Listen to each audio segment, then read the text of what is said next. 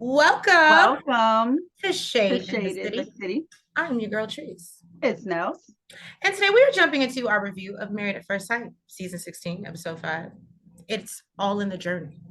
And this one is going to be a journey, guys, as we take you through each couple, because we're not bouncing around from scene to scene. That's what we're not doing.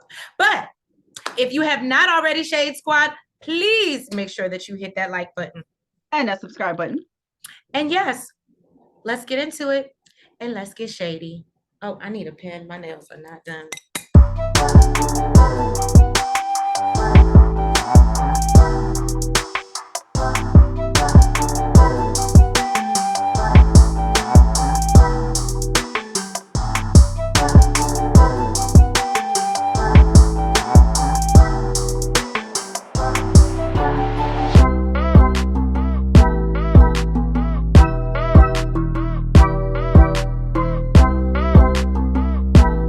The couples have arrived in Jamrock. We see everybody getting settled. And as we know, Kristen and Shaq, they are now en route for Mississippi to join the rest of the couples.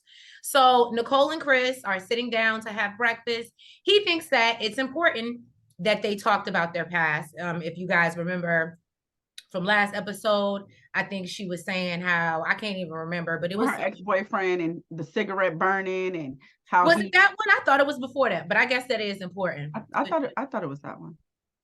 I don't know. She do a lot of, a lot of talking. back. Yeah, a lot of talking. So Nicole says she likes the fact that they're having hard and very deep conversations, which I do think it is good from the beginning. She talks about how in the past, which I think as women, we have all made this mistake. We just trot along. And then in about 3 to 6 months in, we realize, oh, we don't have the same core values at all or want the same things. So sometimes it could be a little too early too, though. That too, right. That we've learned on this show as well. Right. I always say, give it 6 months. Everybody lets their representative fall at least in the 6 months, at least. Mm-hmm. Some people are good and they'll go a year, but most people within 6 months, the representative will leave at some point. Now, Chris says that although he doesn't love Nicole yet, he can see himself falling in love with her. So then we see them go rum tasting, which I thought was a super cute date and activity. It shocked me. That's not what I thought they would have done. I don't either. Yeah, it shocked me. Especially based off of what she talks about. So Nicole is trying to keep up with Chris, and he's actually very impressed. This is like 40 proof, 50 proof, and they just... I saw 60 proof. 60 proof, and I think they did about at least 8 shots. Now, Nicole says that just put it up. Right. Nicole says she's not drunk. But she said, I've been drinking. Okay. And she wouldn't operate any heavy machinery. So they learned some dance moves from, I called them their guide because I was like, what do you call the guy that does the rum tasting? Like, what is his proper position? Rum tasting guy? Bartender? Okay, bartender. So they learned the dance moves from the bartender.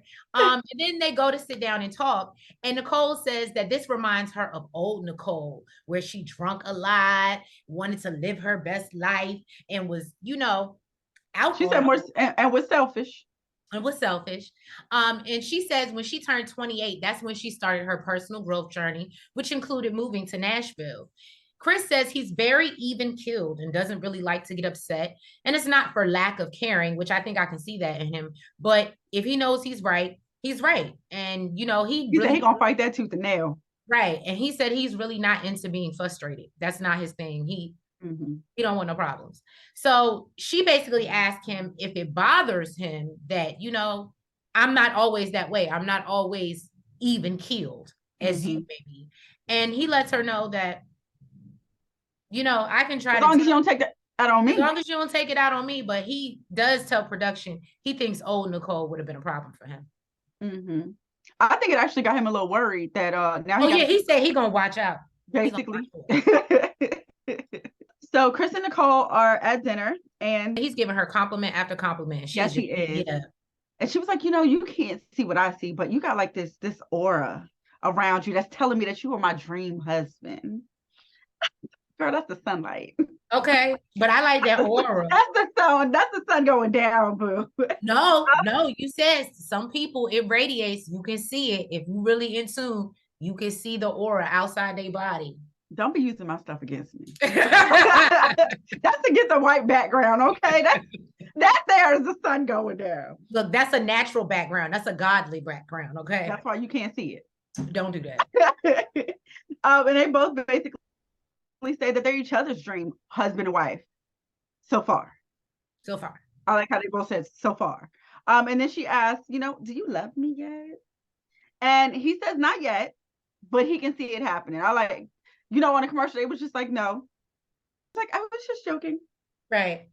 No, she won't. Right. So he decides to dig a little bit deeper and wants to talk about kids. She says that, you know, she grew up never wanting to have kids because she saw herself being a nomad when she got older. But when she finally decided, you know what, I want to get married, she really had to think about why she doesn't want kids. And she really couldn't come up with anything. So she says that, you know, it's not a big deal to her. You know, but she's very open to having kids. She's open to having kids, but, you know, she ain't going out of her way to get pregnant, basically.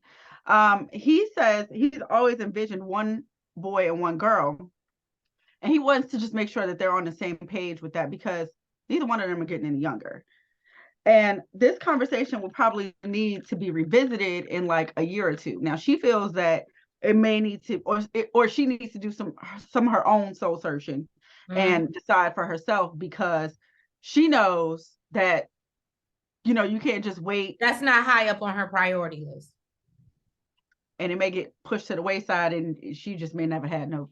Well, I know he basically said, you know, if it's meant to be, it'll be. Sir, you the one bringing it up. So I don't even know why you acting like it'll just happen. He said that's a decision that they'll make together. Okay. As in the words of Gotta Love Mama Lockhart, a man really doesn't have any say so on when a woman decides to have a child. If a woman wants a baby, she gonna have a baby. So I'll leave that right there. That's true. Kinley and Dom are sitting down to have breakfast, discussing their second night and how it went.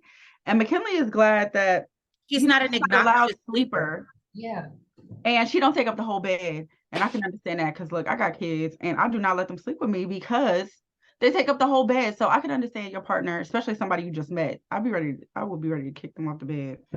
And she's just see, I have the partner. Do you know I woke up and this nigga was sleeping head to foot with me because he said I snored so loud that he went and slept head to foot. I said, what are we, brother and sister?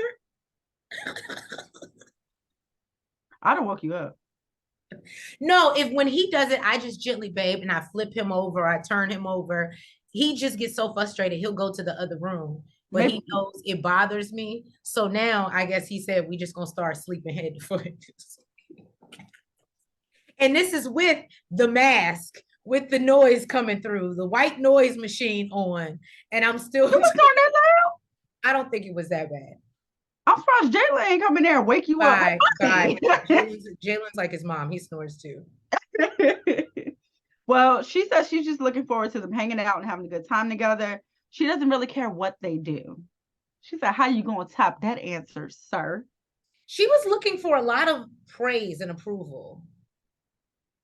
And I only say that because I didn't notice it, but what made me notice it was, as y'all know, I be on Twitter. Make sure y'all follow us on Twitter at Shadeinthecity, like it is in the sign. But yes, we be on Twitter when it's live and we be having a good old time. And let me tell you, they was like, yeah, she's looking for a lot of approval. She's, and I'm the best this, and so I should be the best. And I was like, oh, she is. And I didn't pick it up on it at first. And I don't know, maybe, but I did feel like she was looking for just a lot of confirmation for him. You mean from him? Oh, yeah, you're good. You think it might have anything to do with his mom? I don't know. I did. Once it was said, I did notice it more throughout the I felt like she was super confident before she met his family. So that's the only reason why I said, do you think it might have anything to do with Hey Squad, drop down in the comments. Let us know what you think. So Dom and McKinley. Yes, if y'all don't know, we shortened it for y'all. Dominique, Mac, because that's what she called her husband. So I feel like we can call him that. That's what we doing, Dom and Mac. Go ahead. Yes. So they go to hop on a sailboat and he's super duper scared. He's really not feeling it. He's like, should we go to the buoy right here? And she's like, no, He's dude, super like, scary. And she said she did not want no man like that. exactly. But he does feel a little bit better knowing that someone else is controlling the boat. Okay. He thought that it was just going to be them getting on it. What? And another thing that was mentioned on Twitter, some people feel like Dom should have been hooked up with Clint. He's adventurous. He likes to do things. He would be the type to like to go fish. He would, and I can see he's a brawny man. Well, we know sometimes when stuff don't work out on the show, they're like flower children. They end up switching off. Right. They just flip it and reverse it. So they like, here, look, we got you entertainment. Okay. Now what happens afterwards, that ain't our business. Now she says she's learning that Mac is super vocal, a little less adventurous and closed-minded than she wanted him to be or wanted her partner to be. But she says, you know what, he's gonna say it anyway, so I need to block out these comments. Mac and Dom go to sit down for dinner and they're discussing the day. She says that okay, let's talk about how she had one too many because she stumbled. I don't think that was no. And it's one thing because I'm clumsy. It's one thing to stumble, but the whole dinner she's sitting there like this. I didn't think it was because she had giving him the eye. You know how sometimes I said, "Woo, girl, you had." Don't sit up here and act like you don't know how sometimes when you got on heels, your ankle buckle. Yeah, your ankle might buckle, but I also saw how she started off her day. The first thing she wanted was, hey, I never said I wasn't a lush. I understand. But I also understand sometimes that when my ankle buckles, it's alcohol and it ain't my ankle. Look, you know what though? You know what's so bad? They made sure they caught it. Right. They ain't say nothing. They ain't say not a word. There was no need to put that in there. They made sure they put it in there. Because, and again, she's at dinner the whole time. Sipping on her, just look, they laughing at his jokes that wasn't funny. You heard what she said? What you call, was it at brunch? She was like, it's never too early for champagne. Look, I was like, yes, boo. And you in Jamaica, that's what she's supposed to do. No, I feel it. I'm not mad at her. I'm just saying. I wouldn't have been good for cameras. Somebody would have been carrying me up to the room. I wouldn't have been good for the cameras. Yes, she did stumble, but they sat down. When they got to the table, they sat down for dinner. She said sailing was great. And she was super proud of him because she knows he was apprehensive at first. And he says, yeah, sometimes, he does need a little push. And he wants her to do that as much as he can take. He also says that he wants to go deep sea fishing with her because he knows that that's big. And she's like, do I got to bait your hook? You probably do, boo. You probably do. He said, I do this. I'm a fisherman. I sail. Okay. I'm sorry. I'm not even going to let you do all that because he's lying and he thinks he's being funny. And the jokes are not landing so much so that Dominique, she don't know. This is another reason why I knew she was inebriated. It was very clear he was lying and he was joking. But you're so inebriated, I don't know whether he's telling the truth or not. He told you he made the table. When did look, you know what? I said I would have been just like you built this table and made this wax and you fish for these lobster and shrimp, right? It was but when for me, when she went to production, it was like, I didn't really know. Said, I think it's a joke. And I was like, or maybe I'm late to the pickup. That should be your last glass of champagne. And we know it wasn't, but it's just the point. Well, regardless, he says, he knows that they're a good match. Oh, he says that he knows he's a goofball sometimes, but he needs someone to ground him and make him do things that he typically wouldn't. And I guess, he feels like he's getting that from her. She says that she doesn't believe that she could ask for a better match at this point. And, they'll see how things go, but right now he is on the right track. Then they go have some dessert by the pool. Okay. This man cannot stop thinking and looking at this girl's titties. That's all he's talking about. I'm a titty man. Even when clearly she breastfed. Right. Even on the sailboat, she couldn't put her her life vest on because her boobs was in the way. And he like, look good to me. He was happy sitting across from at this point, all he's thinking about is sex. Okay. Look, they're working on building their sexual connection. And then he's joking. He's like, no, I will not have sex with you in this pool, ma'am. Relax. And she was like, now I'm not gonna lie, that was funny. She was like, I think you're just saying this because you want to do it like you're right. But look, you see how we thought it was funny? Maybe she was a little drunk because she was like, he thinks he's funny. Then he was like, she was like, this is what your family meant when they said you think you funny. He's like, I am funny. She's like, he is a little funny sometimes, but don't tell him I said that. That reminded me of you. Y'all, I think we've been a little hard. If you haven't already, before I do this, okay? Because I usually don't do this, but okay, if you haven't already, please hit the like button. And a subscribe button.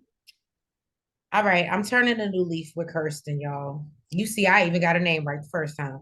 Okay. Now, Kirsten and Shaq finally arrive in Jamaica, and she's happy to finally be here. Her and Shaq, they sit down to talk, and he thanks her for being there to support him, even though she wasn't happy about it originally. And she lets him know that she understands how important education is and was happy to be there. Now, he says that having her there gave him confidence, knowing he had someone rooting for him. He says he needed someone like Kirsten, and that's why he decided to get married at first sight. I was like, okay, y'all pulling, because I see her. She's trying. And one thing that I said to the Twitter is I'm going to give her more credit than Alyssa any day, because at least she's trying. So I'll give her that. Now, they decide to go ATVing as their, first little activity. And she's super ecstatic because she's done this before. And this is Shaq's first time. He's not as excited. And I thought this was very interesting because I don't know if she know what happened to him. He told her. He told her. Okay. So for me, but I know initially after I got into a major accident where I could have died or killed myself, that I didn't drive for probably a year and a half after that. And I was really good. So I can understand where he's coming from as like trauma from accidents and stuff like that. Because I still am cautious as nails. But you know what? Really? So for me, like I would be the same way on the ATV. I'm not gonna lie to you. I'd be scared I'm gonna hit a tree. It doesn't hit me until I say like, oh, she's cautious or whatever. I feel like, yes, he told her on the day that they got married, but it didn't even hit me until he said it. He was like, the trauma from this or whatever. Right. I was like, okay, well, that makes sense. I think, initially maybe he may need to reiterate that, there may be some trauma or, you know what I mean? Just like little things like that or whatever. Because I know me personally, I didn't think about it. I'm not in a situation. I don't know if she should have considered it, but I know it didn't even cross my mind. I just feel like the way that she wants, and I do think she was supportive by going to, that's the only thing, was when I saw her like just, oh, I'm going to have fun and come in an ATV. And I feel like that was her moment to, I don't know, ride beside him and hold his hand and make him comfortable. And then be like, let's go a little bit faster. You comfortable? Like, do you understand what I'm saying? That was her moment. We saw even last season on them ATVs. Don't nobody give a damn who left. Don't nobody give a damn. They be like, out. Right? They like, you don't need the need for speed. Well, I do. So we saw somebody leave their whole. My man would leave me too. We saw somebody leave their whole wife. Okay. Look, this is the wife leaving the husband. We can't really get upset with that. This last season, the man left his whole wife. Okay. You're a different person when you full throttle. Well, Kirsten and Shaq then sit down to talk, and they sit in this very cute tree swing, which I thought was beautiful.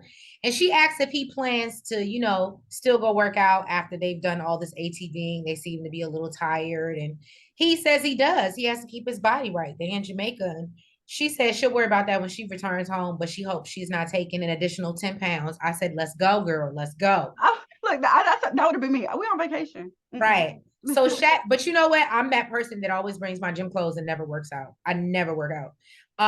So Shaq I wouldn't even waste the space in my bag. Right. I should. But I know I ain't gonna use it. So Shaq reassures her that he's very attracted to her, and that her and her body and whatever should never be a concern for her. Now she admits to him she wasn't really feeling it. In the bald head.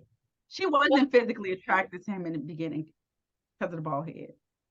But I don't want to say not feeling him. Did I put it like to my delivery was messed up when I said it? Well, no.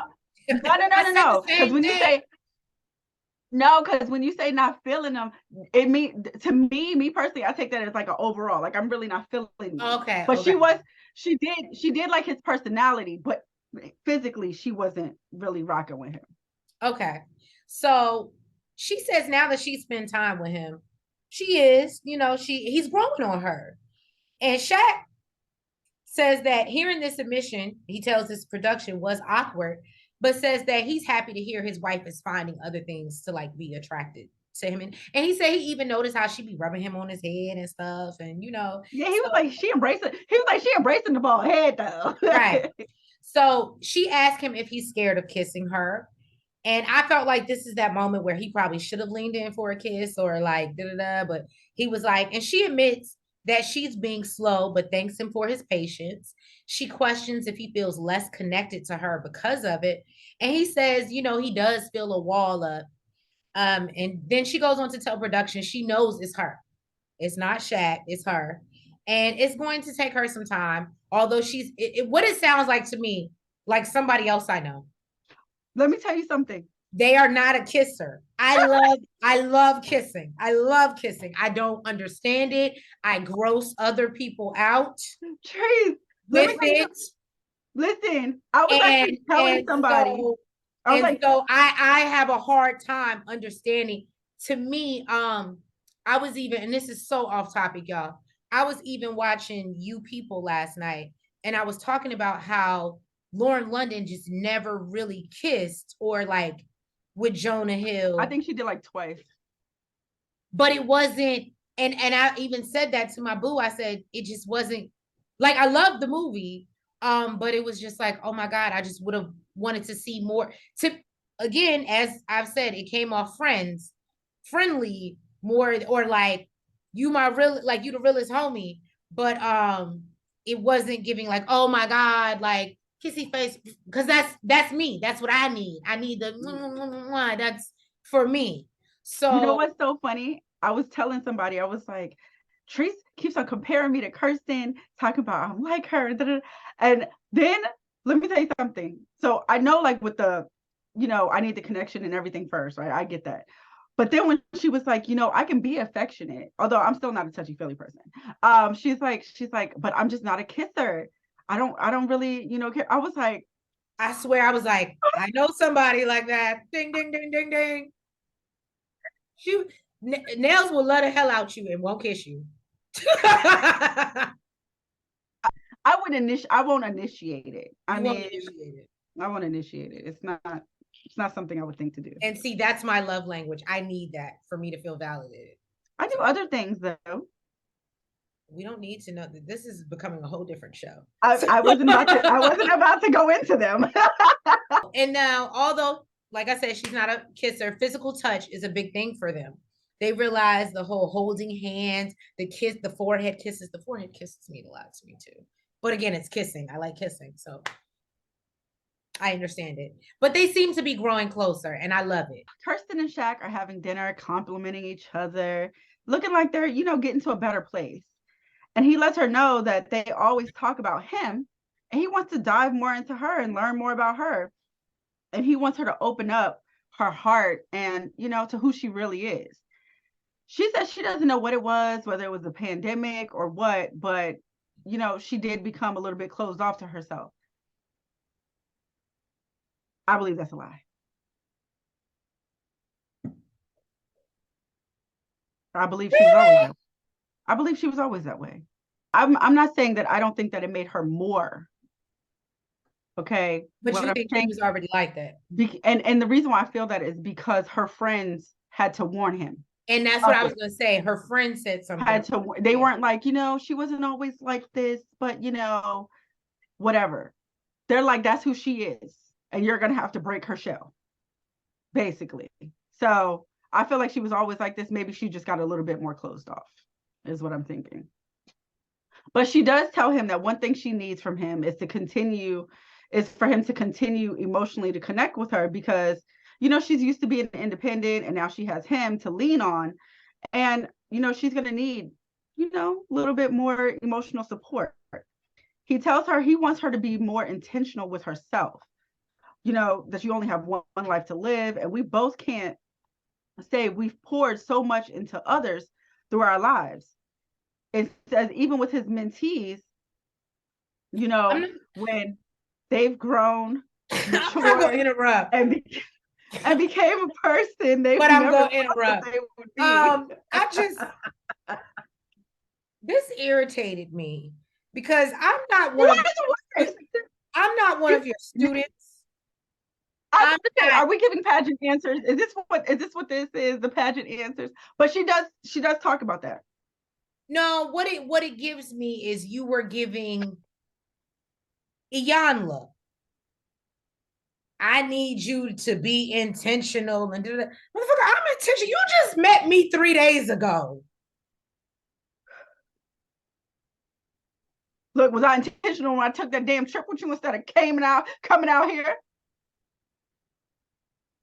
It wasn't intentional because she didn't have a choice, but who ain't got no choice?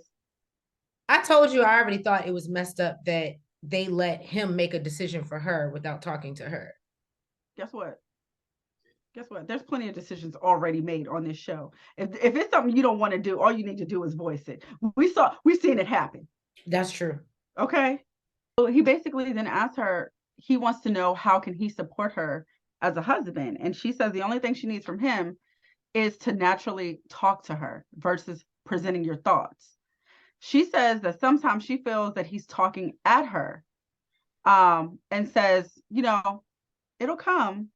You know, she just needs it to come naturally, and she understands that it will come. They just need to talk to each other more. He says maybe he didn't start off listening. Maybe he started off listening to respond because he just wanted to give the perfect answer. And, you know, that's the overthinker in him. And she's like, look, neither one of us are perfect. You ain't perfect. I don't want you to think you need to be perfect. Just relax. I don't know why I love the way she said, just relax. Right. And he says that he will do better, and they toast to it. I'm starting. Okay, Kirsten. Mm-hmm. You trying. I see it. Period. Let's jump into cleanup. Now, things ain't as clean as we see. You know, they've gone out for a day and apparently they've gotten a little lost during their excursions. They decide they're going to stop at a local bar. Then the road they were traveling apparently eroded and they can't continue. I think this is kind of what is the word that I'm looking for when it's like like a sign? Yeah. An omen? Yeah, an omen of kind of their relationship.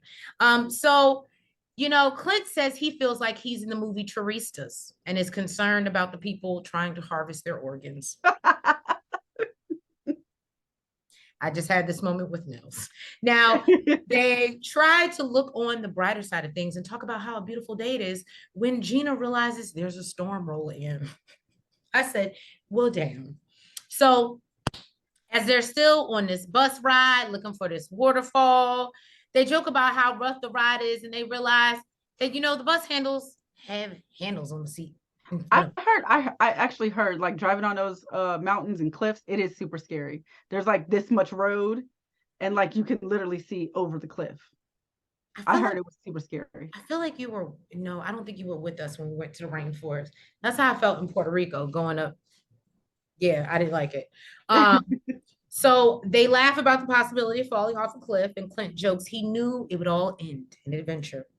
Now they finally get dropped off and must venture further into the forest, the jungle, whatever. Yes, she said the jungle.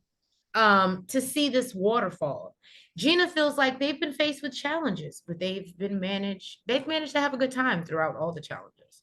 Now, Clint compliments her on her temperament throughout everything they've been going through and says he looks forward to seeing her in her boss lady element. Now, she says she doesn't like to worry about things she can't control. She's hopeful that Clint can help her not work so much. She doesn't have many vices, but says that adventure might be her new one. Now, Clint talks about liking to go the road less traveled or not traveled at all. Gina knows she's more structured, but looks forward to being more relaxed with Clint. So then they get back to the hotel. Glamping, as Clint calls it. And they're eating this lavish food. And, she questions whether he thought she would be high maintenance. He admits he wasn't sure. And Gina talks about needing someone supportive. She wants someone that values her independence, but also understand when she needs a shoulder to lean on. Clint asks if she's ever had anyone who's been a contributor. I said, okay, Clint, I knew I liked you for a reason. Okay. And she admits that she really hasn't dated since she started her business. And the guy she was dating before that, no, that was not an option. So, she says she has admiration for Clint and doesn't think they're where they need to be to get physical, but she's happy they're getting to know each other first. And then she went left. The next day, Gina and Clint went to the beach, and their butler for the day, Odin. Oh, I thought you was gonna say they was butt naked. I was like, no, they weren't. Odin comes and tells them, his job for the day is to get them drunk. You mean sober? I don't know if it actually worked or if they needed to be sober. I don't know what happened here, okay? Clint says his vacation has exceeded his expectations, and they're getting to lounge, explore the island, and each other. Clint was all so into it. Right? Let me tell you something. I was like, oh. She said she doesn't know about him, but she's not feeling this overwhelming physical chemistry, and she doesn't want to force anything. And you know what I thought was funny? Lifetime, before this episode came on, and when they did the playback, and she said, oh, my husband is hot. So they have her on camera saying that she thinks her husband is hot, by the way, just saying that. And when she said it to the family. Mm-hmm. He says that he feels the same way. The experts match them up for a reason, but they may go through something and all of a sudden their perspectives may change. She said that she does believe physical attraction can grow over time, and she has seen that happen in a previous relationship, and that's why she's open-minded. And of course, he's disappointed, especially that she said so early in the relationship that, she don't really know where the fuck this shit is going. And basically, he says, but they're married, so they're committed to making this work and trying to make it work. She does say that she's in this for the long haul, but it's interesting that because she doesn't really vibe with redheads or gingery features. She continues to call him the G word. She says, I'm not saying you're not unattractive. You're just not who I'm typically attracted to. But I'm to. confused because she said, but that's He's what hot. you are. She said, but that's what you are. Hold on. And then, if I'm not mistaken, I pointed it out. Didn't she say he was a 12 out of 10?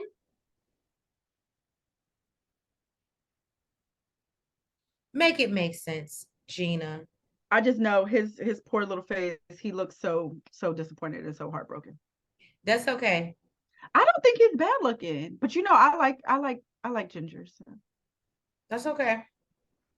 Clint gonna get his lick back, and y'all ain't gonna like in front of everybody. Y'all ain't gonna like it. Then you're gonna be, oh, that was so insensitive. But this can say whatever she want to say. She didn't.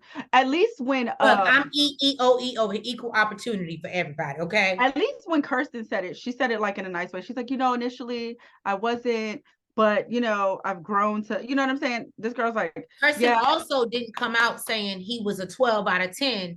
My husband's fine. It doesn't make sense. That's true. She never lied about it. Right. That's true. You got a point there. Okay, well. That point. If you haven't already, please make sure that you hit that like button. And that subscribe button. Eris and Jasmine are having breakfast, and as their plates come, he notices that she's been eating a lot of bacon. Okay, and basically sounds like a bacon hater. Yes, he basically tells her, it seems like you eat it every day. And we're going to have to, move that down to like 2 times a week because it seems like you eat it every day of the week. I don't know about you, Jasmine, okay, but what you're not going to do is tell me what I'm going to do, okay? What it is that would have been a deal breaker for me. I'd be like, this will never work. If every time I order bacon, you got something to say, then we ain't gonna work. If I want to slow down on bacon, maybe because this is not something that you eat, that's a decision I need to come to on my own, not being pushed by you, sir. I don't need you on my plate every time I'm eating. So basically, she asked him why he thinks his previous relationships didn't work. He was like, it was my fault. 80% of it was my fault. It was timing. It was my maturity level. It was me. And she says for her to she didn't say 80% of the time. She says that she walked away from relationships where she didn't feel like she was getting what she needed. She's also a workaholic, and says at some point, she knows in the marriage she's going to have to scale back. And she's not used to doing that. Now, Eris says that he's ready to jump in wherever he's needed. Let me say something. I really liked Eris in this little in this particular one, yeah. Right. He says whether it's getting food, bringing food up to the hospital, or walking them 20 damn dogs. Dogs? There's growth here. There's growth. And he says, however he can be supportive. It's talk. It's talk here. It's talk. It might be to get some draws. Who the hell knows while they're on this island? I don't know. But it does sound great. All right. And he says he doesn't mind even going up to the hospital to lift her mom's spirits, because he was like, I love her and she loved me. Now, she says that she's not used to having that type of support or that help. And she really hopes that he stays true to what he's saying, because she loves the fact that he's all on board. Then Eris and Jasmine, they go snorkeling. Jasmine says she's distracted by her husband's sexy ass chest. Okay. He done took his shirt off, and this girl about to drown in the water. She don't know what to do. Okay. So, Eris was basically struggling during his little snorkeling section with his he got beard issues. Exactly. And she said, listen, but he says, you know what? Jasmine kept on checking on him, showing him her nurturing side. And she's like, listen, I don't give a damn what we got to do. We just not get rid of this beard. Okay. I will nurture. I will do whatever the hell I need to do. We keeping the beard, sir. Jasmine and Eris are having dinner on the beach, y'all. She's trying to enjoy her meal while he's steady eating most of it. I said that I don't like to share my food, and we had period. I've learned to share with the child that I've birthed, but even that is a challenge. Okay. When I want something, I want it. So, and when I want it, it doesn't mean I have to eat it right then. I just don't want you to have it. I might eat it later. Thank you. So you had to make sure you threw that in there, huh? Right. So she asks what else he would like to know about her. And he says that he wants to know her favorite sexual position. She laughs it off, and then he asks about her favorite color. So then she says that she likes lavender. And he says that, a little known fact is that women that tend to like lavender tend to like the downward facing dog position. Now, and he says he knows this. It's a little known fact that he knows this from his years and years of research of being in the streets. I was going to call you an HOE, but I'm going to refrain from doing that. Now, he tells production he's looking forward to being a sex mentor and bringing the demon out of his wife. He asks her why she's so taboo about talking about sex, and she tells him she's more modest. She's a beauty queen. Come on. She's not a porn star. She's a beauty queen. So he asks, and then he says that she's giving class and she needs to give more whore.